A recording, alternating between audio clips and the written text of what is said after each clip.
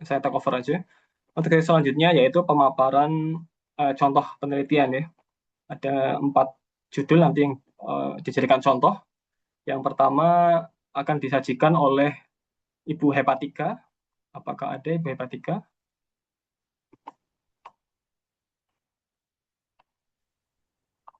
Iya, suara saya terdengar nggak, Pak? Oke, terdengar. Monggo Oke. silahkan Bu Hepatika.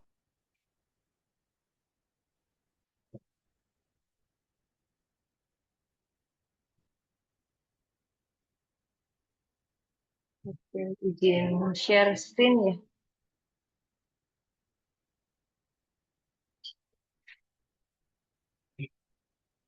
Sudah terlihat belum ya slide-nya, Bapak, Bapak Ibu? Sudah, sudah. Sudah ya. Baik.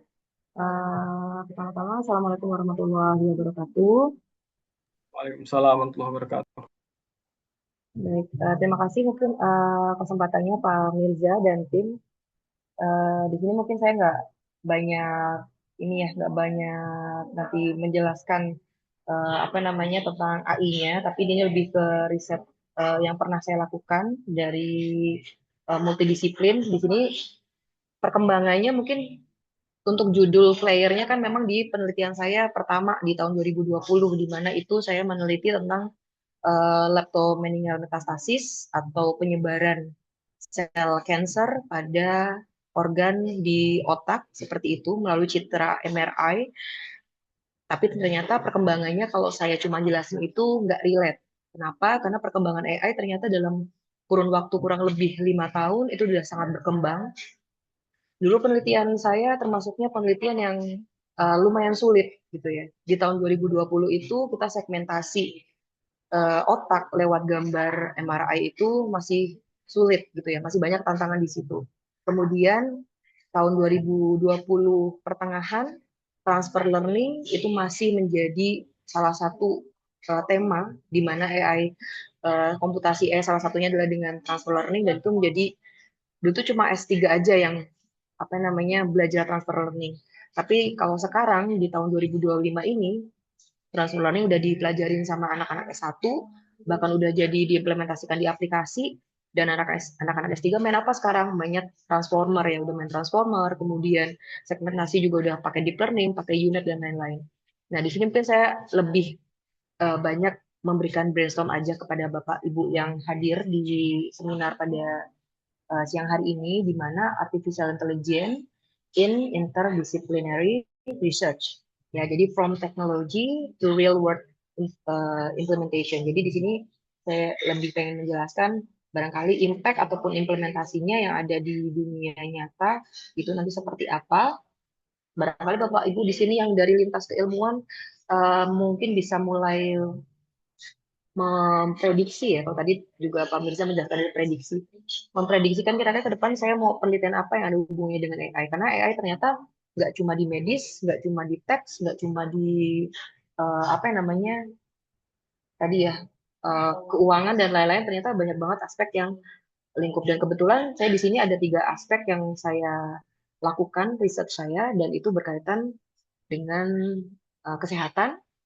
Kesehatan saya di sini membawa penelitian saya pertama awal mula saya membawa AI di kesehatan adalah penelitian tentang metastasis leukemia. Salah satunya adalah lewat otak seperti itu, lewat cairan otak, di mana kita pemeriksaannya adalah lewat gambar MRI.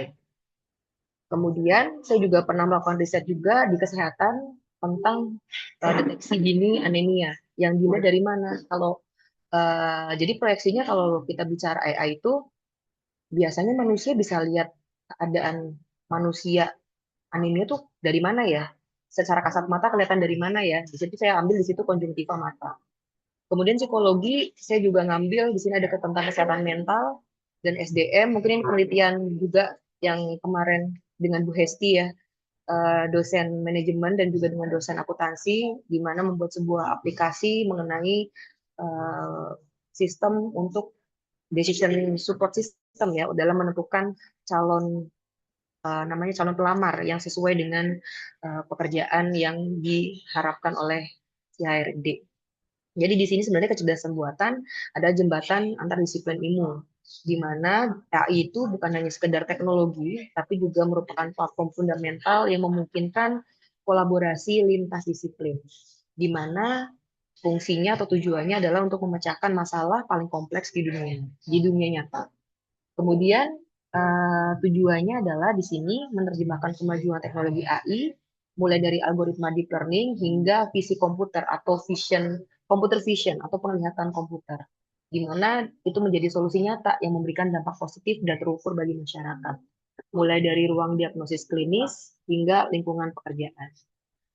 Ini overview saya untuk presentasi pada siang hari ini. Jadi pertama adalah fondasi dan tantangan intinya. Tadi bagaimana kompleksitas diagnosis medis sebagai titik awal inovasi AI yang saya lakukan.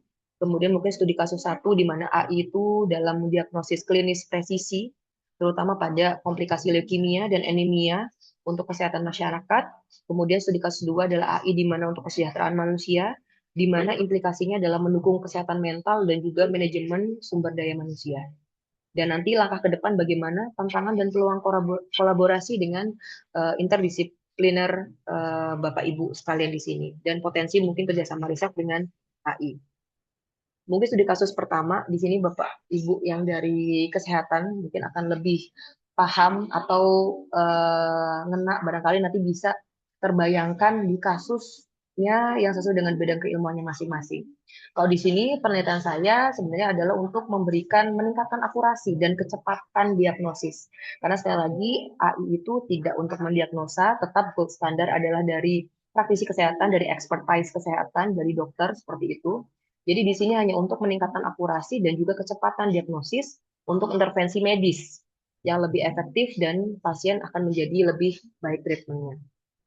Di sini yang pertama yang saya mau sampaikan adalah kenapa saya membawa ini dalam leukemia. Tantangannya adalah deteksi metastasis yang terjadi pada pasien leptomeningeal, pasien leukemia, maaf, itu menjadi komplikasi yang serius, di mana sel leukemia itu bisa menyebar melalui sistem saraf pusat atau central nervous system, dan deteksinya itu merupakan tantangan diagnostik yang sangat signifikan. Yang pertama, karena karakteristiknya samar. Jadi lesi dari leptomeningeal metastasis sendiri seringkali sulit dibedakan dari jaringan otak yang sehat pada citra MRI. Bahkan untuk ahli radiologi sekalipun. Jadi memang untuk proses pembacaan itu lama, kurang lebih bisa mencapai waktu 1 minggu. Padahal mungkin ketika ada penyebaran pada CNS atau Central Nervous System, pasien itu harus segera ditindaklanjuti dengan pengobatan yang memang lewat intratekal juga. Kemudian di sini resiko diagnosis keliru. Kenapa? Karena kemiripan dengan infeksi lain dapat menyebabkan pembacaan false positif yang dapat menunda atau mengakibatkan pengobatan yang tidak tepat. Kemudian di sini jelas kita ketergantungan pada ahli, di mana diagnosis yang akurat sangat bergantung pada keahlian neuro-onkologis yang terspesialisasi dan memakan waktu lama. Ini kenapa saya angkat juga, karena dulu kebetulan ini pengalaman pribadi, adik saya juga leukemia seperti itu. Dulu mendapatkan pemeriksaan di Tegal karena memang nggak pernah lihat sel leptomeningeal metastasis itu seperti apa. Jadi di sini diagnosanya adalah uh, meningitis seperti itu ya. Tapi setelah dibaca lebih lanjut oleh neuroonkologis, ya sebenarnya itu adalah penyebaran sel leukemia di jaringan tadi central nervous system. Jadi memang bergantung pada ahlinya, di mana kalau memang dia adalah pasien leukemia ya harus ketemu sama dengan neuroonkologis tadi. Sehingga di sini kegagalan deteksi dini dapat mempengaruhi protokol pengobatan dan berdampak signifikan pada prognosis pasien. Jelas yang namanya meningitis dengan leptomeningeal metastasis, pengobatannya pasti beda. Ketika nanti dia harus mendapatkan pengobatan meningitis, apa yang terjadi? Ya, itu yang nanti yang dialami pasien. Dan itu merupakan citasi dari tesis magister saya di tahun 2020. Jadi itu tantangannya mengapa dilakukan. Nah, kemudian solusinya di sini ada perjalanan 2 tahap, yaitu saya melakukan segmentasi dan juga klasifikasi. Dulu di tahun 2020 yang saya sebutkan, jadi perkembangan AI itu sangat cepat. Ketika di tahun 2020 saya melakukan segmentasi saja, jadi sel kansernya itu yang saya angkat aja dari gambar otak, itu dapat sebuah akurasi atau Jaccard Index 49,1, dan itu cuma menggunakan algoritma Fuzzy Semis. Mungkin kalau sekarang teknologi deep learning bukan transformer sudah bisa untuk melakukan segmentasi jauh lebih baik. Ini tahun 2020. Cuma di tahun 2020 itu awal mula tahapan untuk menentukan klasifikasi dari segmentasi. Itu juga sudah diterbitkan papernya kebetulan di Journal of Physics Conference Series. Kebetulan itu juga dengan dosen pembimbing dan juga dokter Darmais seperti itu. Kemudian tahap keduanya saya kembangkan ke klasifikasi cerdas dengan menggunakan transfer learning. Di mana di sini saya menggunakan model CNN dan dengan arsitektur ResNet 50 untuk melakukan klasifikasi pada gambar MRI pasien yang normal, kemudian normal leukemia dan juga yang ada metastasis di otaknya seperti itu. Dan di sini mendapatkan hasil 82,22% untuk akurasi klasifikasi, di mana dampaknya adalah membuktikan bahwa pendekatan klasifikasi holistik itu lebih unggul dan menawarkan alat bantu diagnosis yang kuat dan menjanjikan bagi para klinisi. Jadi memang membantu mereka untuk memberikan diagnosa kepada pasien. Kemudian di tahun 2023-2024 ada inovasi baru yaitu CESLA. Saya bikin ini untuk mencegah stunting melalui deteksi dini anemia. Jadi di sini permasalahan yang saya ambil adalah anemia. Kenapa? Karena ibu hamil dan anak-anak itu salah satu punya faktor resiko yaitu stunting yang menjadi isu kesehatan masyarakat yang krusial di Indonesia. Dan deteksi dininya sebenarnya bukan dari ketika anak itu lahir, tapi sebenarnya ketika si ibu itu bahkan masih usia remaja. Bagaimana dia di remajanya itu menjaga dirinya, menjaga kesehatannya, supaya nanti tidak uh, punya anak yang beresiko stunting seperti itu. Dan di sini saya menawarkan deteksi dini yang cepat, akurat, dan terjangkau, sehingga bisa diimplementasikan atau bisa digunakan oleh masyarakat untuk mencegah stunting tadi. Namanya CESLA, cegah stunting lewat anemia, di mana mengembangkan sistem berbasis AI untuk deteksi dini anemia non-invasif, jadi nggak perlu diambil darahnya karena lewat konjungtiva. Jadi di sini untuk memungkinkan screening yang lebih luas dan proaktif di luar fasilitas kesehatan formal. Di sini untuk dampaknya sudah pernah dilakukan PKM juga, kebetulan dengan dosen kebidanan dan juga dengan mahasiswa, seperti itu. Dampak dan implementasinya, riset menjadi aksi nyata, di mana penelitian ini tidak berhenti aja di lab, tidak berhenti aja di komputer, tapi juga diimplementasikan pada kegiatan pengabdian kepada masyarakat. Yang jelas ini memberdayakan kader kesehatan, di mana memberikan alat bantu pada kader kesehatan di komunitas untuk mengidentifikasi resiko anemia lebih awal, memungkinkan intervensi nutrisi dan medis yang tepat sehingga dapat mencegah stunting. Ini juga diambil dari PKM, jurnal PKM yang sudah diterbitkan oleh saya dan tim, dan juga dari penelitian CESLA juga yang sudah alhamdulillah sudah diterbitkan juga. Nah, kemudian studi kasus bagian kedua di sini adalah AI untuk kesejahteraan manusia, di mana saya mengambil ranah yang berbeda dari medis, yaitu kesehatan mental, dan juga di sini bagaimana kita meningkatkan objektivitas dalam pengambilan keputusan, terutama di lingkungan pekerjaan. Jadi ini studi kasus bagian kedua. Nah, di sini ada inovasi baru yang kebetulan memang masih ingin saya kembangkan lagi di tahun-tahun ini, karena ini kebetulan menggunakan dataset yang lumayan baik, bukan lumayan sih, datanya bagus seperti itu ya. Kebetulan teman saya yang punya dataset ini ketika riset tiga kemarin, jadi Bapak Ibu di sini mungkin dari psikolog atau dari kesehatan bisa join juga dengan saya. Ini hubungannya dengan social attachment seperti itu. Jadi bagaimana social attachment untuk deteksi dini kesehatan mental. Jadi di sini masalahnya adalah akses terhadap dukungan kesehatan mental sering kali terbatas, mahal atau terhalang oleh stigma sosial. Sehingga terdapat kebutuhan mendesak untuk alat bantu proaktif, pribadi, dan mudah diakses oleh siapa aja. Solusinya di sini kami kembangkan namanya MN Counts, sebuah aplikasi pendukung kesehatan mental yang memanfaatkan AI untuk memberikan wawasan emosional secara real time. Di mana fitur intinya adalah real time facial emotion recognition. Jadi nanti AI itu akan menganalisis ekspresi wajah menggunakan kamera dan nanti dari kondisi, jadi mereka nanti mendapatkan stimuli seperti itu, stimuli untuk mendeskripsikan sebuah stimulus dari kami berupa gambar dan nanti mendorong untuk tadi kesadaran diri dan intervensi diri keadaan mereka ada di level mana.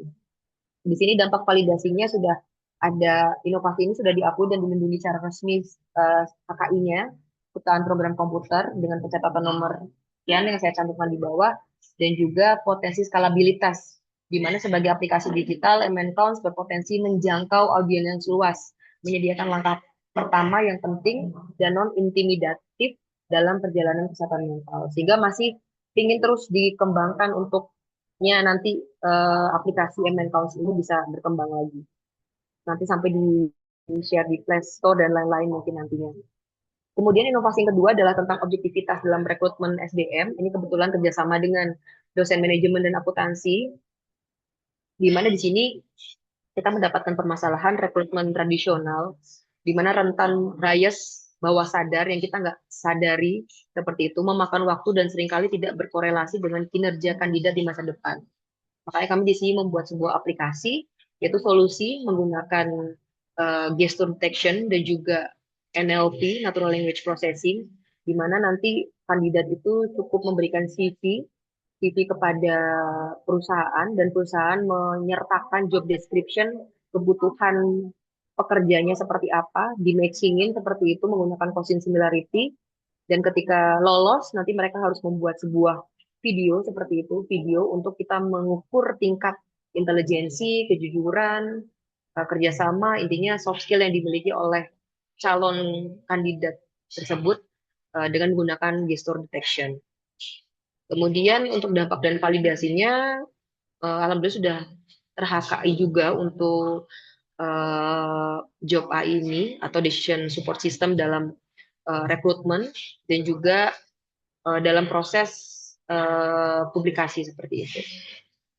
Nah, jadi kalau misalkan disimpulkan ada beberapa kolaborasi riset yang sudah saya lakukan dan masih terus berkembang. Nantinya bisa Bapak Ibu punya insight, barangkali ini bisa memberikan insight kepada Bapak Ibu bahwa domain yang mungkin ada di kita sesuai dengan bidang keilmuan masing-masing, ternyata bisa kita kembangkan lagi atau kita sejajarkan atau kita kerjasama gitu dengan AI untuk proses deteksinya, proses klasifikasinya, proses komputasinya dan lain-lain.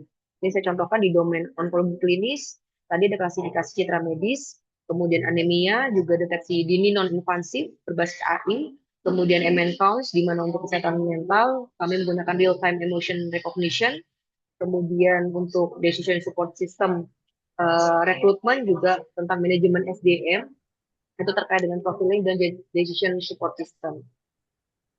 Nah, di sini mungkin tantangannya adalah bagaimana tadi privasi dan keamanan data. Jelas waktu pada saat penelitian, contohnya yang dulu saya di rumah sakit, ya kita butuh ethical clearance ketika memang kita berkaitan dengan makhluk hidup ya, walaupun hanya sebatas bertanya ataupun menggunakan fitur wajahnya atau menggunakan gesturnya, privasi dan keamanan datanya itu bagaimana kalau misalkan di aplikasi kesehatan, tenang aja Bapak Ibu, nanti ada yang namanya ethical clearance, kita juga mengurus itu supaya penelitiannya bisa berlanjut seperti itu. Kemudian bagaimana kita mengatasi bias algoritmik. Nah, berarti kita bagaimana memastikan model AI itu adil, tidak memihak, ya berarti kita harus memiliki pengetahuan yang cukup tentang keilmuan yang akan kita sandingkan dengan AI, dan kita juga punya data yang lengkap. Jangan sampai datanya tidak lengkap, karena sekali lagi AI itu tidak bisa bekerja tanpa manusia. Jadi kalau manusianya kurang ngasih tahu, ya AI-nya kurang tahu juga seperti itu. Jadi bagaimana AI itu bisa mengenal dengan baik, ya bagaimana manusia itu juga mengenal permasalahan dengan baik. Kemudian infrastruktur teknologi, mungkin di sini kebutuhan akan daya komputasi itu besar, penyimpanan data, konektivitas, itu juga yang pasti perlu dipikirkan ketika harus dengan AI seperti itu. Regulasi dan kerangka hukum, mungkin tadi ya aturan-aturan tentang inovasi teknologi, itu bagaimana melindungi hak-hak pengguna dan masyarakat, itu juga kalau misalkan itu domainnya dengan Bapak Ibu juga perlu ada dipikirkan juga. Jadi kita nggak cuma AI aja, tapi ternyata di belakangnya juga ada sesuatu yang harus kita pikirkan juga. Salah satunya adalah regulasi dan kerangka hukum. Contohnya untuk memperoleh dataset yang saya gunakan juga insya Allah itu legal semua. Dan dataset yang saya gunakan juga biasanya ada kita punya apa ya, perjanjian hanya bisa digunakan berapa tahun seperti itu.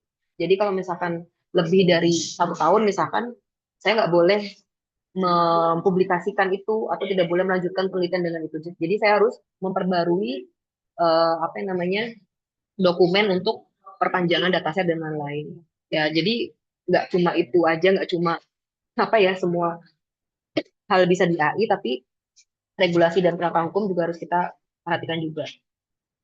Kemudian tadi integrasi dengan alur kerja, memastikan solusi AI itu dapat diintegrasikan secara mulus ke dalam praktik kerja para profesional tanpa menjadi beban tambahan.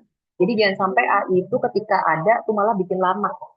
AI ada malah bikin ribet. Itu harus dipikirkan bagaimana caranya itu mempermudah dan bagaimana caranya AI itu tidak menggantikan tapi mendampingi. Karena AI itu tidak menggantikan tapi mendampingi kinerja expert tadi. Itu juga yang perlu apa ya menjadi tantangan. Bagaimana kalau kita ingin implementasi AI di bidang keilmuan masing-masing. Ini mungkin beberapa ya di teknik mesin maupun elektronika bisa kita rancang juga, misalkan mau quality control secara otomatis, itu mungkin bisa juga ya dengan beberapa sensor dan lain-lain. Di farmasi bisa nggak kita bikin model, misalkan pengen adanya personalisasi pengobatan, ya kan biasanya ada orang-orang tertentu alergi apa, kemudian mungkin dia lebih cocok ketika obatnya mengandung apa, mungkin nanti bisa mendapatkan rekomendasi pengobatan yang tepat harus pakai obat apa. Di bahasa linguistik tadi juga sudah dicontohkan sebelumnya oleh Pak Mirza beberapa tentang teks nggih. Jadi di sini juga bisa bagaimana integrasi NLP untuk menganalisis catatan, transkrip dan lain-lain. Di hukum pun juga bisa ya, kita bisa menyusun tata kelola secara AI, kebijakan privasi data, standar etika. Bahkan kemarin mungkin dari uh, Science Tech yang kemarin ada acara drone, itu bagaimana pemetaan batas wilayah itu ada kaitannya dengan hukum ya, itu juga bisa dilakukan kalau memang memungkinkan. Jadi itu mungkin beberapa riset yang bisa dikembangkan bagi Bapak Ibu yang mungkin lintas disiplin karena sebenarnya AI itu hanya mendampingi. Jadi kiranya ada pekerjaan yang pengen didampingi, kira-kira AI-nya di sebelah mana ya? Itu mungkin insight-nya seperti itu. Ya, jadi perjalanan riset ini menegaskan kembali bahwa kecerdasan buatan adalah kekuatan transformatif ketika diterapkan dengan visi interdisipliner yang jelas. Jadi melalui serangkaian studi kasus, kita bisa meningkatkan presisi tadi dari diagnosis cancer hingga akhirnya kita memberdayakan dukungan kesehatan mental dan objektivitas rekrutmen. Jadi di sini apa namanya masa depan terletak pada pendalaman kolaborasi ini. Jadi mengubah tantangan hari ini menjadi terobosan di hari esok. Diharapkan seperti itu. Mungkin itu aja Bapak Ibu sharing dari saya mengenai riset yang pernah dilakukan di bidang AI dan terutama riset-riset multidisiplin. Mungkin saya kembalikan ke Pak Mirza. Terima kasih. Mas Amin. Terima kasih Bu Eva atas pemaparan contoh penelitiannya.